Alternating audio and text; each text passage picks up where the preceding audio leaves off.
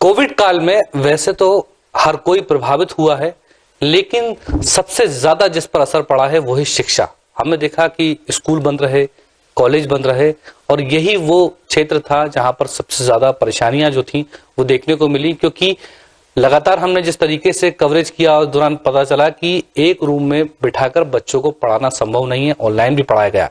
लेकिन इन सब के बावजूद भी जिसने सबसे अच्छा परफॉर्म किया है वो है इग्नू। इग्नू ने इस दौर में भी एग्जाम कंडक्ट कराए, तमाम वो चीजें की जिसकी वजह से उसको A++ ग्रेड दिया गया। हमारे साथ इस समय मौजूद हैं इग्नू के रीजनल डायरेक्टर उमेश चंद्र पांडे जी। बहुत बहुत स्वागत है साधना पर आपका। बहुत बहुत धन्यवाद। सर, हमने देखा कि कोविड काल में अगर 2020 की बात की जाए तो सबसे ज्यादा जो प्रभावित हुई है वो शिक्षा है। बच्चे स्कूल नहीं जा पाए, कॉलेजेस बंद रहे। तो कोविड में आपने कैसे काम किया? जो हम आपसे बात कर रहे थे पहले से, इंटरव्यू से पहले, तो आपने कहा कि बहुत सारे चीजें अच्छी हुई, तो क्या कोविड काल में कैसे आपने काम किया? जी, Indira Gandhi national open university एक ऐसा विश्वविद्यालय है जो टेक्नोलॉजी का उपयोग आज से नहीं, जब से इसकी स्थापना हुई तब से ही करता रहा है। तो कोविड काल में इग्नू को कोई ऐसा मेजर चैलेंज फेस नहीं करना पड़ा जहां तक टेक्नोलॉजी के उपयोग के बारे में बात हो, क्योंकि हमारे विश्वविद्यालय में ये जो कल्चर है टेक्नोलॉजी के उपयोग का, ये आज से नहीं बहुत पुराने समय से विद्यमान है। और बल्कि जो हम 91, 92 के पीरियड की भी अगर आप बात करें तो भी हम टीवी से और रेडियो से अपने कार्यक्रमों को हमेशा प्रसारित करते रहते थे। और हमारे जो ऑडियो विजुअल प्रोडक्शन के लिए दिल्ली में एक इलेक्ट्रॉनिक मीडिया प्रोडक्शन सेंटर है जो जापानीज कोलैबोरेशन से बना था, और ये बहुत पहले से विद्यमान 89, 90 से चल रहा है। तो इग्नू टेक्नोलॉजी का उपयोग करने वाला इस वक्त देश का सबसे बड़ा विश्वविद्यालय है, मैं ये कहना चाहूंगा, क्योंकि जिस तरीके से जो सैटेलाइट सिस्टम के लिए हमारी एक्सेस रही है, एडुसेट सैटेलाइट को का जो ग्राउंड लेवल इंफ्रास्ट्रक्चर जनरेट करने का काम इग्नू ने इसको कोऑर्डिनेट किया था। तो इग्नू काफी समय से इसरो के साथ में मिलके ये सब कर रहा है। जहां तक कोविड काल के बारे में आपका प्रश्न है, मैं आपको बताना चाहूंगा कि इस पीरियड में हमारे स्टूडेंट्स को कोई परेशानी का सामना नहीं करना पड़ा। हमने अपनी जो भी हमारी काउंसलिंग सर्विसेज थी, जो face to face counselling services जो हम अपने अध्ययन केंद्रों में जो दिया करते थे, हमने एकदम से उनको ऑनलाइन प्लेटफॉर्म्स पे शिफ्ट कर दिया। हमने उदाहरण के लिए एक मेजर चीज जो हमने की, हमने ये जो मीटिंग एप्स जो लोग आज सभी विश्वविद्यालय अब यूज करना शुरू कर दिए हैं, तो हमने उसको तुरंत अपने जूम पर या हमने गूगल मीट पर अपनी क्लासेस स्टूडेंट्स के साथ में हर रोज लगानी शुरू कर दी। पहले तो ये वीकेंड्स पे चलती थी, लेकिन उसके बाद हमारे जितने रीजनल सेंटर्स थे और जितने स्टडी सेंटर्स थे, सबके सब हमारे जो एकेडमिक काउंसलर्स थे, क्योंकि लोग अपने घरों में थे और वो उतनी मोबिलिटी नहीं थी, तो लेकिन लोग इन मीटिंग एप्स के जरिए हर रोज सुबह से शाम तक इंटरेक्ट करते थे। तो एक तरीके से मैं कहूंगा इसे ब्लेसिंग इन डिस्गाइज ऑल्सो, कि अब स्टूडेंट्स जो कि पहले जो हर रोज उनको केवल वीकेंड्स पे ही जो एक्सेस थी अध्ययन केंद्रों की सेवाओं की, अब वो हर वक्त उनको उपलब्ध थी। और दूसरी एक बात ये है, क्योंकि टेक्नोलॉजी तो कोई टेरिटोरियल जुरिडिक्शन से मैं नहीं काम करती। अब जैसे कलकत्ता में कोई सपोज काउंसलिंग सेशन हो रहा है, कलकत्ता का रीजनल सेंटर करवा रहा है, तो हमारे यहाँ के स्टूडेंट्स को भी ये फ्रीडम थी कि चलिए आप वहाँ अटेंड कर लें। तो लोगों के पास इतनी ज्यादा फ्रीडम हो गई कि हमारा कोई भी स्टूडेंट किसी भी रीजनल सेंटर का हो, वो किसी भी रीजनल सेंटर के काउंसलिंग सेशन में आराम से जाके उनसे कनेक्ट होके, क्योंकि ये सारे के सारे हमने जो भी लिंक्स हैं हम अपने ट्विटर पर हमेशा अपलोड कर दिया करते थे हर रोज। तो स्टूडेंट्स को पता होता था कि कलकत्ता के रीजनल सेंटर इस कोर्स की आज काउंसलिंग देगा, इस टाइम पे देगा, ये मीटिंग है, ये ऐप का लिंक है। बेंगलोर का रीजनल सेंटर इस टाइम पे इस कोर्स के लिए काउंसलिंग देगा और ये उसका लिंक है। तो सब कुछ स्टूडेंट्स के पास में इतनी ज्यादा फ्रीडम हो गई कि वो उनको काफी अच्छा लगा एक तरीके से, क्योंकि उनके पास ऑप्शंस काफी हो गए। और अगर उनके पास एक कोर्स का एक दिन का कहीं का लेक्चर छूट जाए, कल को किसी दूसरे रीजनल सेंटर में हो रहा होगा तो वहां अटेंड कर लें। तो ये काफी एक एक्साइटमेंट का माहौल बन गया स्टूडेंट्स के बीच में भी। और मैंने देखा कि स्टूडेंट्स की इन काउंसलिंग सेशंस पे जो अटेंडेंस थी वो काफी बढ़ गई। और जैसे हम रीजनल सेंटर भोपाल से अपने वेब मीटिंग्स कराते रहते थे कोर्स वाइज, हमारे काउंसलर्स घर से बैठ के ये सब कराते थे, तो वो स्टूडेंट्स में हमारे यहाँ कलकत्ता से, बेंगलोर से, हर जगह से स्टूडेंट्स उसमें पार्टिसिपेट करते थे। तो एक स्टूडेंट्स को क्या है कि जो पीयर इंटरेक्शन है ना, वो भी काफी बढ़ गया। अब जैसे हमारे भोपाल का स्टूडेंट है और वो वही क्लास अटेंड कर रहा है जो देश के किसी और भाग के रीजनल ऑफिसर कर रहा है। इस तरीके से एक नेशन वाइड क्लासरूम का जो कंसेप्ट है वो बड़ा उभर के आया कि सारा राष्ट्र एक क्लासरूम हो गया और उसमें अलग अलग जगहों पर बैठे हुए शिक्षक एक तरीके से इंटरेक्ट कर रहे हैं। तो लेकिन दूसरी बात जो बहुत बड़ा चैलेंज सभी विश्वविद्यालयों को आया होगा, लेकिन वहां पर हमारे विश्वविद्यालय का थोड़ा सा उसमें एडवांटेज ये था कि हमारे विश्वविद्यालय के एकेडमिक काउंसलर्स को इसमें, बाकी विश्वविद्यालयों में आपने देखा होगा कि वो टीचर्स हैं जनरली अब उनको ये वेब मीटिंग्स के जरिए इसको हैंडल करने में या पढ़ाने में या उसको एक्सेस करने में दिक्कतें आ रही थी। हमारे विश्वविद्यालय के काउंसलर्स और जो स्टूडेंट्स हैं जनरली ओरिएंट होते ही रहते हैं इस टाइप के माध्यमों में। तो वैसे हमने अपने सभी एकेडमिक काउंसलर्स के लिए ट्रेनिंग सेशंस भी ऑर्गेनाइज किए, साथ साथ कि वो कैसे उनको इन मीटिंग एप्स को यूज करना है और किस तरीके से उनको कोई एक काउंसलिंग सेशन शेड्यूल करना है। ये तमाम कोविड में आए जी, ये कोविड पीरियड में हमने कई फ्रंट्स पे हमने टीचर स्टूडेंट्स का और काउंसलर्स की ट्रेनिंग पर भी फोकस किया। हमने स्टूडेंट्स के को साइकोलॉजिकल फ्रंट पर भी उनको सपोर्ट देने के लिए भी हमने काउंसलिंग सेशंस लगातार ऑर्गेनाइज किए ताकि स्टूडेंट्स अकेलेपन में किसी टाइप की कोई मनोवैज्ञानिक समस्याओं से भी स्टूडेंट्स जूझते हैं, तो हमने उनको उस फ्रंट पे तो कई फ्रंट्स पे हमने काम किया। अब दूसरी बात, ये तो एक बात हो गई कि मीटिंग एप्स के जरिए काउंसलिंग सेशन देना, दूसरा हमने सोशल मीडिया को बहुत बड़े रूप में यूज किया। जो जैसे आप अगर हमारे इग्नू के फेसबुक पेज पर जाके देखेंगे तो आज भी आपको जो वीडियोस जो जनरेट होते हैं लाइव फेसबुक प्रोग्राम्स में, उसका एक अच्छा खासा डेटाबेस मिल जाएगा, अच्छे खासे वीडियोस का एक बहुत बड़ी श्रृंखला मिल जाएगी। ये वो वीडियोस हैं जो कि इस कोविड काल में हमारे टीचर्स ने, हमारे यूनिवर्सिटी हेडक्वार्टर्स के टीचर्स ने लाइव फेसबुक प्रोग्राम्स के जरिए जो लेक्चर्स दिए थे वो वहां विद्यमान है। तो इस तरीके से एक ऑनलाइन एक रिपोजिटरी डेवलप हो गई। आपने जो इतना कुछ बताया, जाहिर सी बात है कि कोविड काल में जो है इतना बेहतर काम किया। और जैसा कि हम लोग जानते भी हैं कि जो नेक है वो जब किसी को ग्रेड देता है तो वो एक बहुत बड़ी उपलब्धि होती है।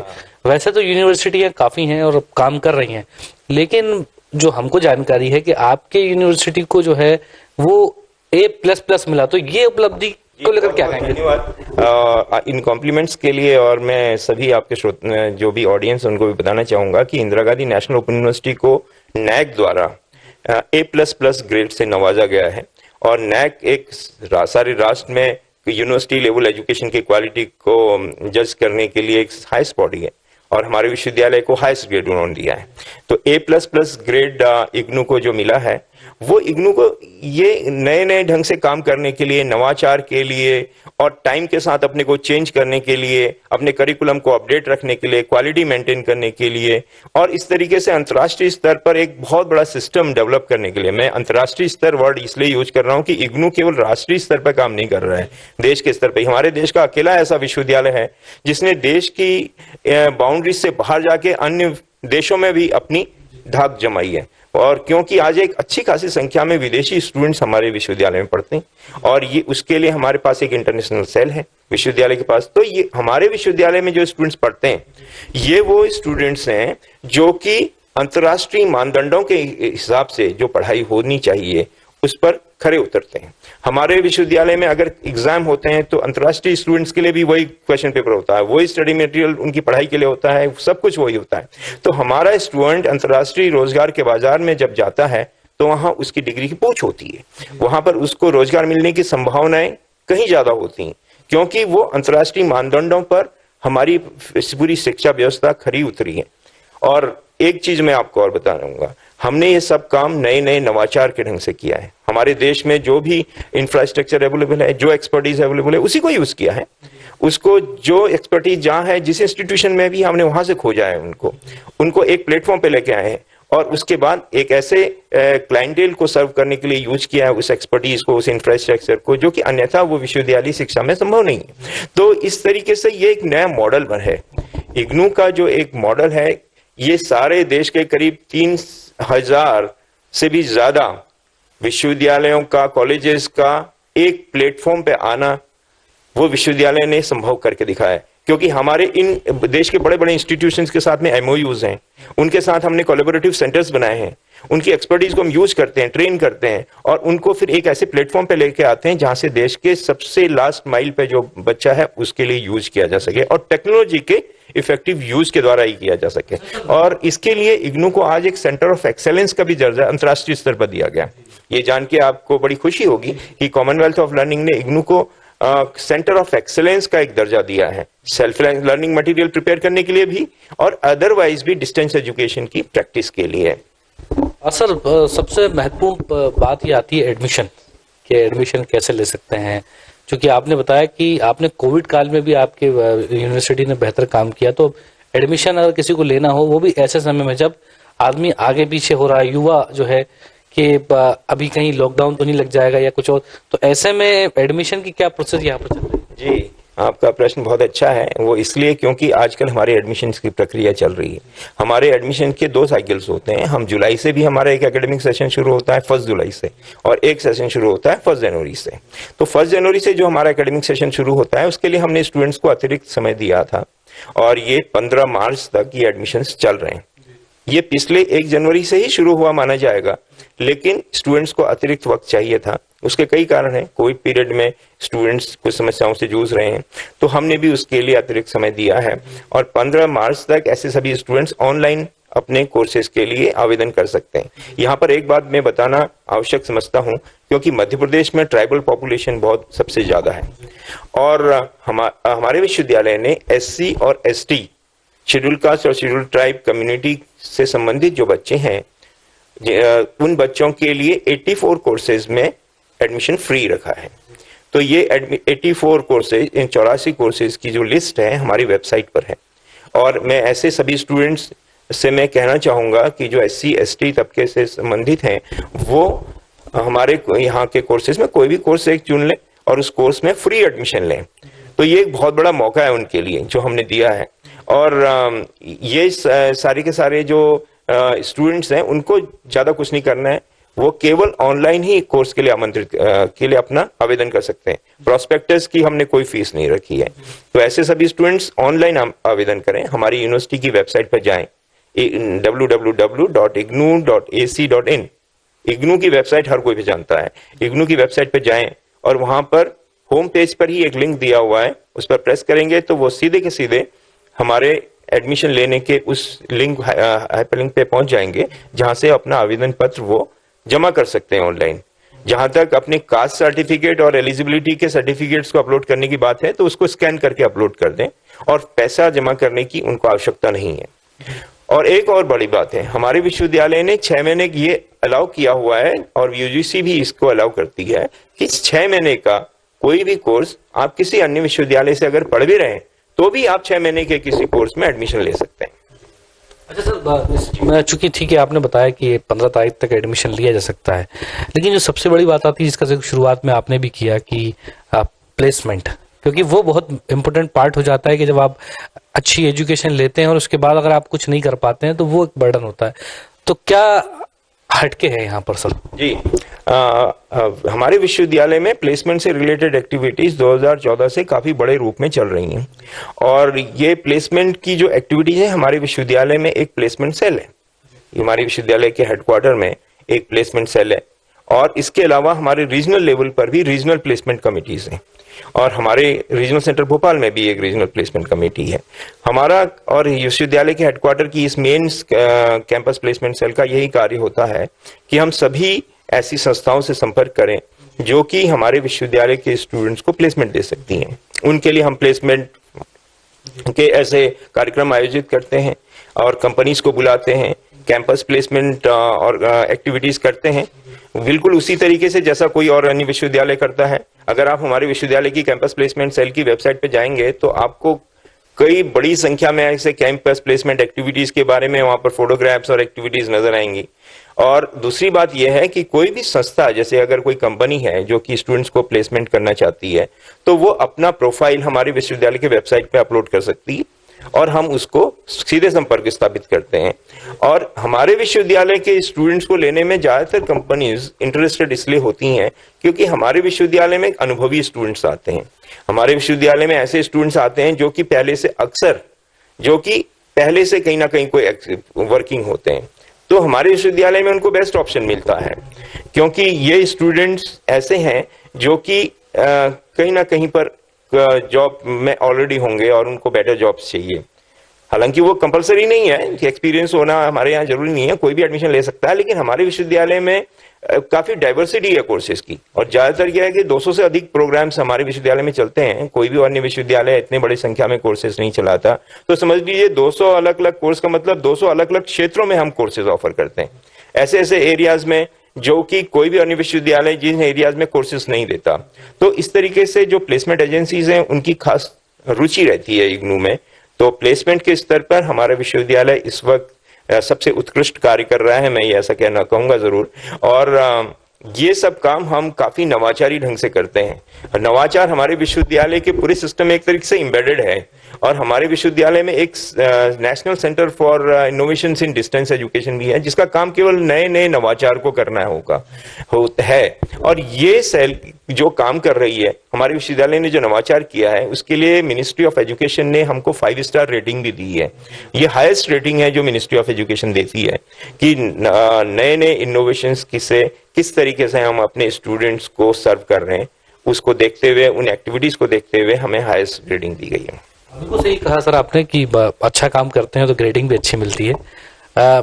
नई शिक्षा नीति पे चाहेंगे कि आप थोड़ी सी अपनी बात रखें कि नई शिक्षा नीति को लेकर बहुत सारी बातें की जा रही हैं, जो शिक्षा नीति रही है उस पर भी आपने देखा है, क्या देखते हैं उस नीति को और इस नीति को? जी देखिए, जो नई शिक्षा नीति है उसमें open and distance learning systems को बहुत बड़ी जिम्मेदारियां दी गई हैं।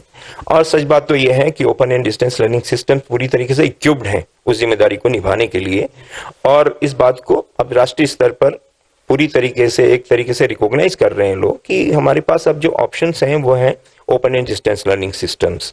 तो इसलिए लेकिन इसमें कई जिम्मेदारियां दी गई हैं। उसमें सबसे महत्वपूर्ण जिम्मेदारी जो मैं मानता हूं वो है कि लोगों को किस तरीके से एक आत्मनिर्भर भारत की तरफ, हमारे स्टूडेंट्स को आत्मनिर्भर भारत के लिए तैयार किया जाए। उसके लिए जो एक है स्टार्टअप पॉलिसी, जो किस तरीके से हम अपने स्टूडेंट्स को ये कह सकते हैं कि वो स्टार्टअप, किस तरीके से हम उनको ओरिएंट कर सकें, किस तरीके से हम उन्हें तैयार कर सकें कि वो एक अपना स्टार्टअप शुरू कर सकें, किस तरीके से वो अपना बिजनेस वेंचर शुरू कर सकें। तो निश्चित रूप से विश्वविद्यालयों का इसमें बहुत बड़ा रोल है। और क्योंकि हर एक विश्वविद्यालय की जिम्मेदारी है कि वो अपने स्टूडेंट्स को इक्विप करें इन चीजों से, उन दक्षताओं से, और वो सपोर्ट दे लगातार, जिससे कि वो अपना एक बिजनेस वेंचर तैयार कर सकें। तो गवर्नमेंट की एक स्टार्टअप पॉलिसी 2019 में जो आई थी उसको हमने बहुत बढ़िया से इम्प्लीमेंट किया है। हमारे विश्वविद्यालय के जो national centre for innovations in distance education ने एक इंस्टीट्यूशनल इनोवेशन सेल भी बनाई है और इस सेल ने लगातार स्टूडेंट्स को इस बारे में ओरिएंट करने के लिए कई श्रृंखलाएं शुरू की हैं। ओरिएंट करने के लिए बड़े बड़े इंटरप्रेन्योर्स को बुला के उनके लेक्चर्स करवाए हैं, उनसे उनका इंटरेक्शन करवाए हैं और इस तरीके से आज हमारे स्टूडेंट्स एक बहुत बड़ी संख्या में अपने स्टार्टअप्स करें। वो हमारे ज्यादातर स्टूडेंट्स ऑलरेडी जो स्टार्टअप्स भी चला रहे थे उनको भी बेटर सपोर्ट देने के लिए हम कोशिश कर रहे हैं और साथ में नए स्टूडेंट्स को भी स्टार्टअप शुरू करने के लिए प्रमोट कर रहे हैं। ये एक मेजर इनिशिएटिव है। दूसरा इनिशिएटिव है इग्नू उद्यमी नाम से हमने एक वेबसाइट बनाई है, पोर्टल बनाया है।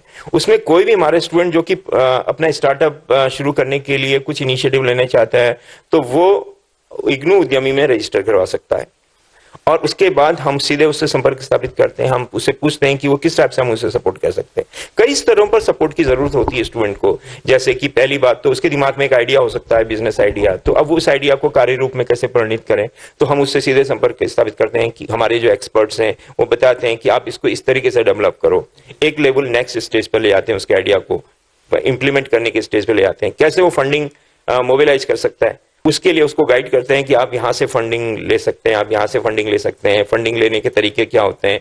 उसके बाद लगातार उसको ट्रेन करते हैं और इस तरीके से हमारे स्टूडेंट्स एक एक स्टेप आगे बढ़ के अपने स्टार्टअप को प्रमोट कर रहे हैं। कई स्टूडेंट्स ने बहुत अच्छे बिजनेस वेंचर्स सेटअप कर लिए हैं और ये एक मैं कहूँगा कि open and distance learning systems के कई जो जिम्मेदारियां दी गई हैं उसमें सबसे महत्वपूर्ण जिम्मेदारी जो कि इग्नू निभा रहा है वो है इग्नू के स्टूडेंट्स को उद्यमी बनाते हुए एक आत्मनिर्भर भारत में के लिए उनको तैयार करने के लिए। चलिए सर, बहुत बहुत शुक्रिया हमसे बात करने के लिए। तो ये थे उमेश चंद्र पांडे जी, जो साफ तौर पर बता रहे थे कि इग्नू किस तरीके से इस कोविड काल में भी बेहतर काम कर रहा है। नेक ने भी उसको A++ ग्रेड दिया है। जाहिर सी बात है कि बेहतर शिक्षा ही आपका बेहतर भविष्य बना सकती है। इसलिए कहाँ से शिक्षा लेना है, कैसे शिक्षा लेना है, इसको आपको ध्यान में रखना होगा। और सबसे बड़ी और अहम जरूरी बात यही है कि जिस तरीके से कोविड काल में हमने देखा कि एक मानसिक स्थिति जो है वो छात्रों की हो या फिर जो यूनिवर्सिटी से पढ़ना चाहते हैं उनकी हो, खराब हुई है। लेकिन अच्छी बात यह है कि धीरे धीरे स्थितियां आप छट रही हैं और आप एडमिशन लेकर अपनी पढ़ाई को आगे जारी रख सकते हैं। कैमरा पर्सन शाहिद के साथ अमीन बेग, साधना न्यूज़, भोपाल।